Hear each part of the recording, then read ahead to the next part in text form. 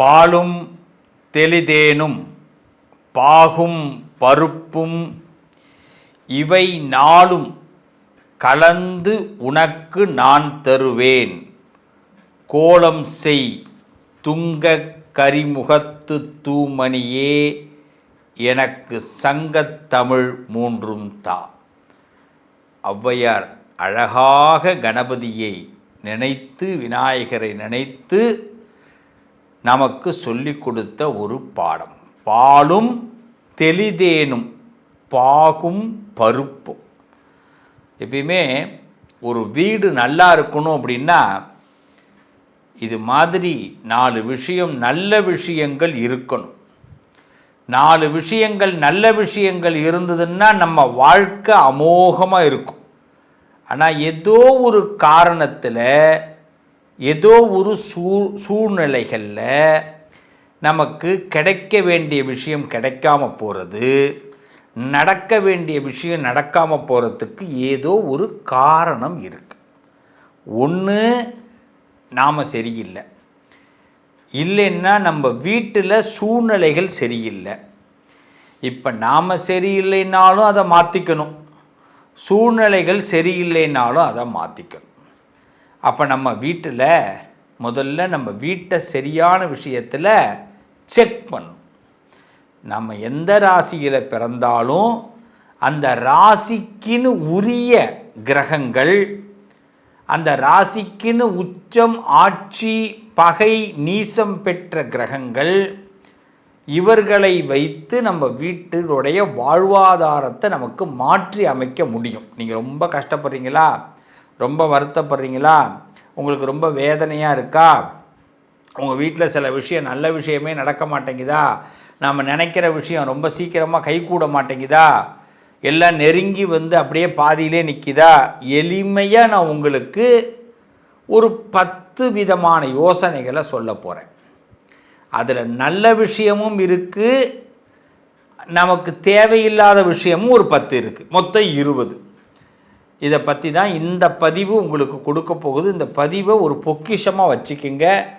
இந்த பதிவை நம்ம என்ன பண்ணணும்னா கொஞ்ச நாள் இதை ரொம்ப கடைப்பிடித்தால், கொஞ்ச நாள் கடைப்பிடிக்கணும், இது நம்மளோட கொஞ்சம் தொடரணும் வாழ்க்கையில். ஒரு 6 மாதமாவது நான் சொல்கிற இந்த பதிவின் அடிப்படையில் உங்கள் வாழ்க்கை தொடர்ந்தால் நிச்சயம் 3 மாதத்திலே ஒரு நல்ல மாற்றத்தை நாம் பார்க்க முடியும். 90 நாள். ஆனால் தொடர்ந்து இதை செய்தால், செஞ்சு பார்ப்போமா? நாம் நல்லா இருக்கிறதுக்காக கடவுள் நமக்கு ஒரு நல்ல வழி காட்டுறாருன்னு முதல்ல நம்புவோம். இந்த பிரபஞ்சத்தில் நமக்கு ஏதோ நல்லது நடக்கணும்னு ஆண்டவன் எழுதியிருக்கிறான். அதுதான் இந்த பதிவை கேட்கறதுக்கு ஒரு வாய்ப்பு இருக்குது. நீங்கள் எந்த ராசியில் பிறந்தாலும் ஒவ்வொரு ராசிக்கும் ஒவ்வொரு விதமான பிளான் இருக்குது. அப்போ நான் ஒவ்வொரு விதமான பிளானை நான் எல்லாருக்கும் சொல்ல போகிறேன். பொறுமையாக கேளுங்க. இதை தொடர்ந்து தொடர்ந்து இதை ஃபாலோ பண்ணணும். இதை தொடர்ந்து இந்த விஷயங்கள் முதல்ல 10 விஷயம் நல்லது, அதே 10 விஷயம் எது செய்யக்கூடாது, இந்த 20 விஷயத்தை நீங்கள் கண்டினியூ பண்ணால், அதாவது 100 ஆண்டுகள் நாம் நிம்மதியாக இருக்கலாம், நம்ம வீட்டில் சந்தோஷம் இருக்கும். அதான் நான் ஆரம்பிக்கும் போதே ஔவையாரை நினச்சி தான் ஆரம்பித்தேன். அதனால தான் பிள்ளையார் முதல்ல உள்ளே வந்துட்டார். நம்ம பிள்ளையாரை நினச்சாலே எல்லாமே நல்லாயிருக்கும். பாலும் தெளிதேனும் பாகும் பருப்பும் இவை நாளும் கலந்து உனக்கு நான் தருவேன். கோலம் செய் துங்க கரிமுகத்து தூமணியே நீ எனக்கு சங்கத்தமிழ் மூன்றும் தான். சங்கத்தமிழ் 3 இருந்ததுன்னா என்ன? நமக்கு இயல், இசை, நாடகம் நம்ம வாழ்க்கையில் நமக்கு நிறைய நன்மைகளை கொடுக்க போகுது. உண்டா? நம்ம வாழ்க்கை ரொம்ப சிறப்பாக இருக்க போகுது. நம்ம வாழ்க்கை எல்லாம் கலந்தது.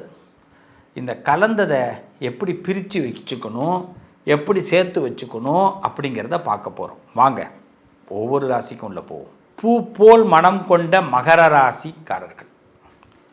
பூ போல் மரம்னா என்னென்னா, என்றைக்குமே மிருதுவானவர்கள் இந்த மகர ராசிக்காரர்கள். அப்படிப்பட்ட மகர ராசிக்காரர்கள் வீட்டில் எது இருந்தால் பணம் வரும், எது இருந்தால் பணம் வராது, எது இருந்தால் பணம் தங்கும், எது இருந்தால் பணம் தங்காது, இதை தான் தெரிஞ்சுக்க போகிறோம். பணம் முக்கியம் ப்ரோ, பணம் முக்கியம். இந்த உலகத்தில் ஒரு மனுஷன் நிம்மதியாக இருக்கணும்னா பணம் வேணும். பணம் இல்லைன்னா நம்மளை ஒரு பயிலும் மதிக்க மாட்டான். அப்போ மகர ராசிக்காரங்க வீட்டில் எது இருந்தால் பணம் வரும்? முதல்ல உங்கள் வீட்டில் ஏதாவது கருங்கல் சம்பந்தமாக ஒரு அலங்காரம் இருக்க வேண்டும். கருங்கல்ல விக்கிரகமே வைக்கலாம். இந்த அளவுக்கு கட்ட வர அளவுக்கு ஒரு பிள்ளையார் வாங்கி வைங்க. கருங்கல், மாக்கல் கிடையாது. கருங்கல் வேறு, மாக்கல் வேறு. சில வீட்டில் மகர ராசிக்காரங்க வீட்டு வாசலில் பிள்ளையார் வச்சு வழிபாடு பண்ணுவாங்க. சின்ன கோயில் மாதிரியே கட்டியிருப்பாங்க அந்த இதுலேயே. அது வைக்கலாம். கருங்கல் தான், ஆனால் மாக்கல் கிடையாது. கருங்கல் ஏதாவது ஒரு அலங்காரம். ஒன்றுமே இல்லை, வீட்டு வாசலில் ஈசான மூலையில் வைக்கக்கூடாது. நிலைக்கு பக்கத்தில் இல்லை ஹாலில் ஏதாவது ஒரு கல், ஒரு தண்ணி தொட்டி இருக்கும். சின்னதாக ஒரு தொட்டி வாங்கி அதில் ஒரு கருங்கல்லை தூக்கி அதில் வச்சுருப்பாங்க. அந்த கருங்கல்லை டெய்லி ஒரு 2 நாளைக்கு ஒரு துடைக்கணும். இல்லைனா அதில் பாசி பிடிச்சிடக்கூடாது. ரொம்ப பெரிய கருங்கல் இல்லை, நீங்கள் ஒன்றும் இவ்வளோ பெரிய கருங்கல்லாம் வாங்கிட்டு வைக்கக்கூடாது. சின்னதாக ஒரு கருங்கல், அந்த கருங்கல்லை வாங்கி அதில் வைக்கணும். அதுக்கு வடிவம் இருக்காது, அது பார்க்க அழகாக இருக்கணும். ஒரு தொட்டி, அதில் ஒரு கருங்கல், அது சுற்றி பூ, அவ்வளோதான். இல்லைனா கருங்கல்ல ஒரு அலங்காரம் ஏதாவது நிறைய இப்போல்லாம் விற்கிது, என்னென்னமோ விற்கிது கருங்கல்ல அலங்காரங்கள்லாம். அதை வாங்கி வீட்டில் வைங்க, ரொம்ப நல்லது. கருங்கல் இருந்தால் நல்லது உங்கள் வீட்டில். அது முக்கியமாக பெண்கள் இந்த மஞ்சள் பூசிக்கிறது கருங்கல்ல விற்கும். இப்போல்லாம் என்னென்னமோ விற்கிது, அதெல்லாம் இல்லை. மஞ்சளை இழைக்கிறது கருங்கல். அதுமாரி மகர ராசிக்காரர்கள் வீட்டில் அம்மி இருக்கணும். இனிமேல் எந்த காலத்தில் நாங்களாம் அம்மி அரைக்கிறதே கிடையாதுங்க, மிக்சிக்கு போயிட்டோங்கன்றீங்களா? சாஸ்திரத்துக்கு வாங்கி வைங்க. சமயக்கட்டில் ஒரு சின்ன அம்மி வாங்கி வைங்க, சின்னதாக விற்கும். அதெல்லாம் பேருக்கெல்லாம் கருங்கல்ல விற்கிது, வாங்கி வைங்க. கடிகாரம் சரியாக ஓடினா தான் பணம் வரும். சரியான நேரம் உங்கள் வீட்டில் காட்டிக்கிட்டே இருக்கும். ஒவ்வொரு நேரம் மாற்றி வச்சுருப்போம். அந்த மகர ராசிக்காரங்க வீட்டில் நேரத்தை என்ன பண்ணுவோம்னா, நம்மளை சீக்கிரமாக கொண்டு போகிறதுக்காக கடிகாரத்தெல்லாம் 10 நிமிஷம் 20 நிமிஷம் முன்னாடி வச்சுருப்போம். அது நமக்கு வளர்ச்சியே கொடுக்காது, டெய்லி பிரச்சனையை உண்டாக்கிக்கிட்டே இருக்கும். ஒவ்வொரு நாளும் பொழுது விடிஞ்சு பொழுது போகிறதுக்குள்ளே நம்மளுடைய எண்ணத்தை நம்ம காலம் கொடுக்காது. டைம் கரெக்டாக வைங்க. 10 மணினா 10 மணி தான். என்ன அப்படி என்ன நம்ம அந்த கடிகாரத்தை 10:15 பார்த்து, இப்போ அது மனசு தான் தெரியுமா அது 10:15. அது என்ன பண்ணுறேன்னா 10:15 நம்ப போகுது இந்த மனசு. அது எவ்வளோ பெரிய ஃபோர்ஜரியாக இருக்கும் நமக்கு மனசு. அப்புறம் கரெக்டான டைம், கடிகாரத்தில் டைம் சரியான நேரத்தை அதில் பதிவு பண்ணி வைங்க. செல்ஃபோனாக இருக்கட்டும், இதாக இருக்கட்டும், எல்லாமே.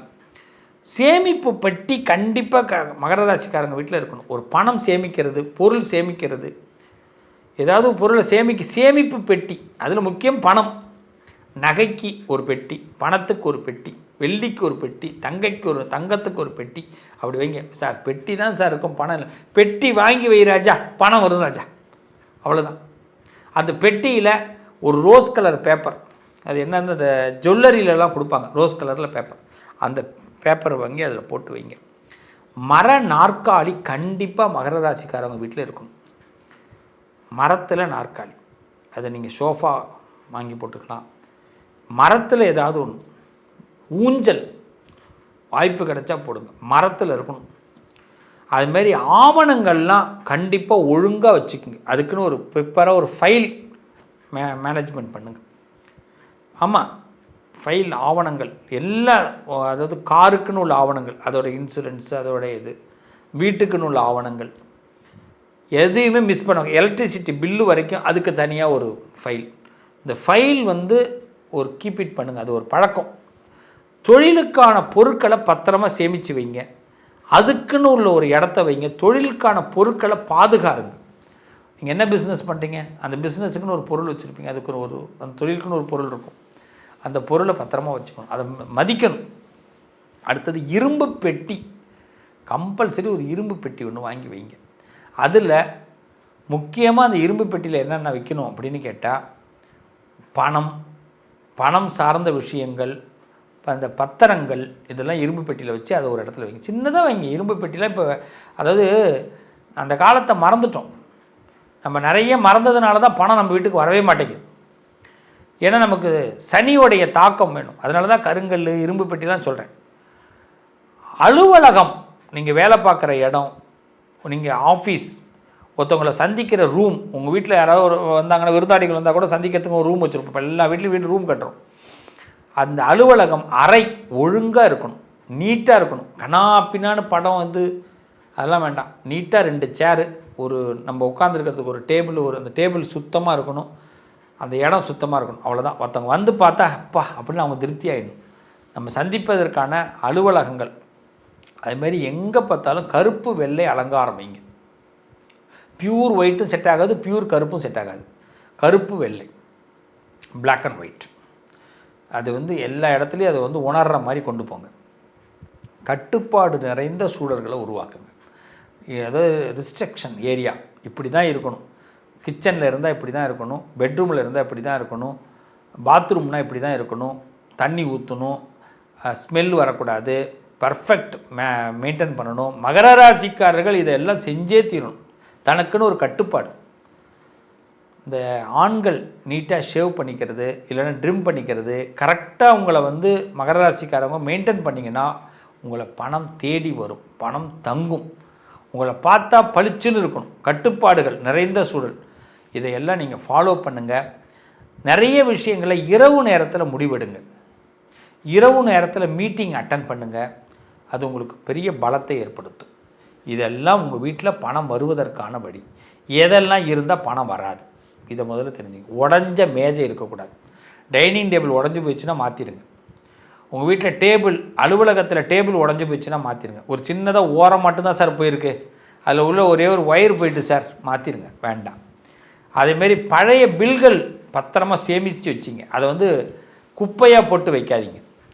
அதுமாரி உங்கள் ஆஃபீஸ், உங்கள் வீடு லைட்டு இருந்துக்கிட்டே இருக்கும், இருண்டு போயிடக்கூடாது. சார் இன்றைக்கி ஞாயிற்றுக்கிழமை சார், லீவு சார், என் ஆஃபீஸ் ரூமுக்கு நான் ஒரு லைட்டை போட்டுவாங்க, ஒரு 0 வோல்டேஜ் பல்பு எரிஞ்சிக்கிட்டே இருக்கட்டும்.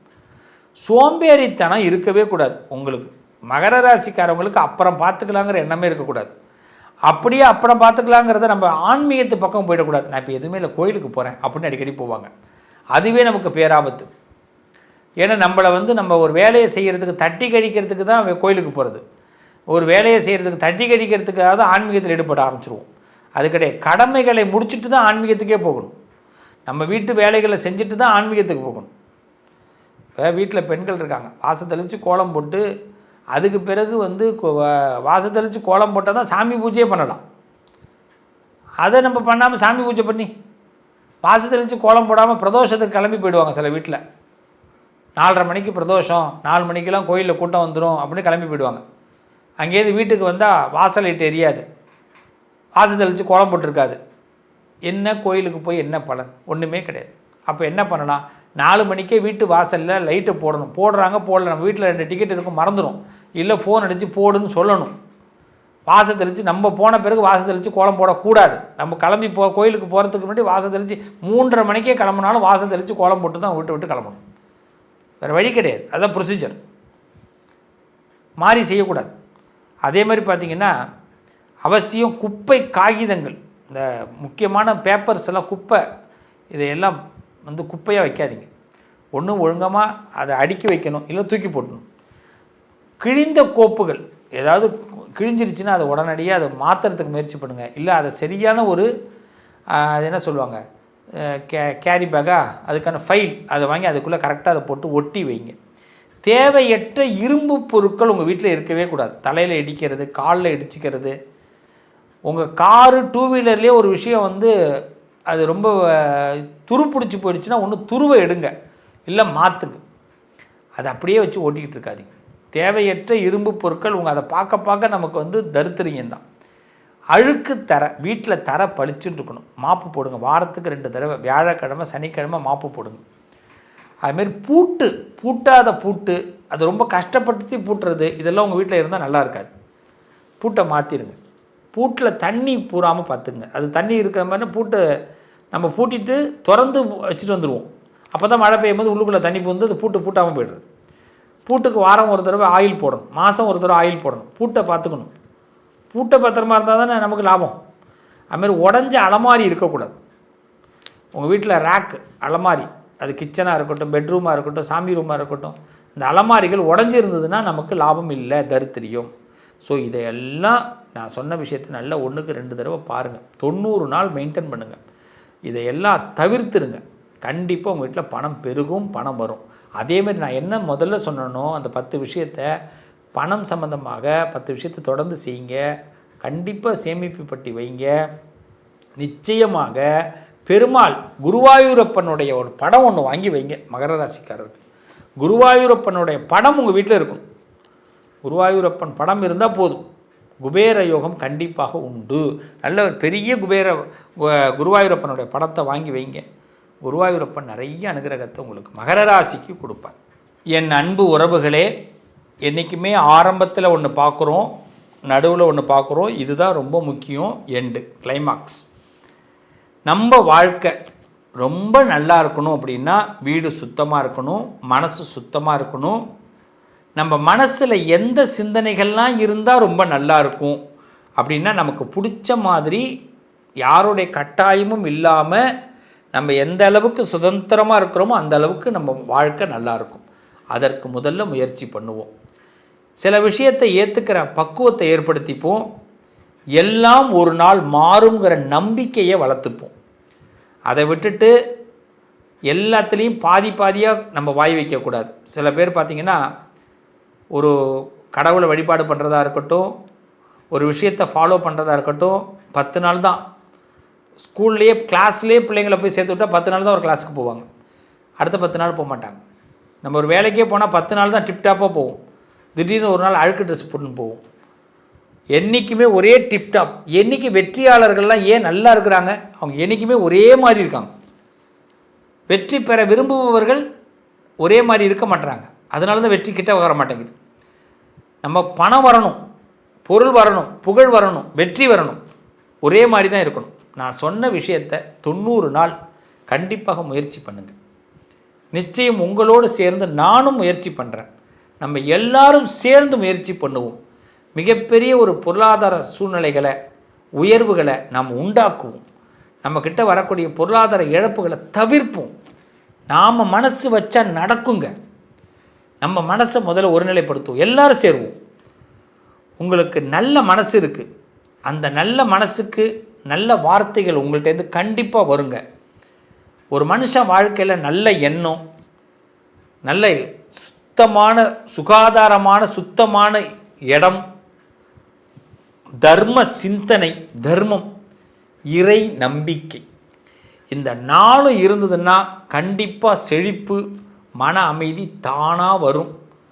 நம்ம வாழ்க்கையில் எல்லார் வீடுகள்லேயும் அதிர்ஷ்டம், பணவரவு, மன நிம்மதி நிரம்ப கண்டிப்பாக அமையும். நிறைய கிடைக்கும். இதற்காக நானும் உங்களுக்காக பிரார்த்தனை பண்ணுறேன். கண்டிப்பாக இந்த பிரார்த்தனைகளை நீங்களும் பங்கெடுத்துக்குங்க. நம்புகிறவங்க உங்கள் வாழ்க்கையில் அதிர்ஷ்டம், பணவரவு, நிம்மதி கிடைக்கணும், நிரம்ப கிடைக்கணும்னு கமெண்ட்டில் சொல்லுங்கள். கண்டிப்பாக நானும் நீங்களும் ஒன்றிணைந்து இந்த ஒரு விஷயத்தை நாம் சந்திக்கிறோம். எல்லார் வாழ்க்கையிலையும் நாம் எல்லோரும் கோடீஸ்வரன் ஆகிறோம். 90 நாள் கண்டிப்பாக உறுதியாக நாம் இந்த விஷயத்தை ஹேண்டில் பண்ணுறோம். செய்வோமா? செய்யுங்க, நல்லது நடக்கும். உங்கள் அதிர்ஷ்டத்திற்கான தீர்வு: கல்வி, பதவி, யோகம், தொழில் வளர்ச்சி பெருக, ஜாதகம், வாஸ்து, திருமண பொருத்தம் பார்க்கவும், பிரசன்னம் கேட்கவும். Positive lion doctor Sivasri Manikanda சிவம்.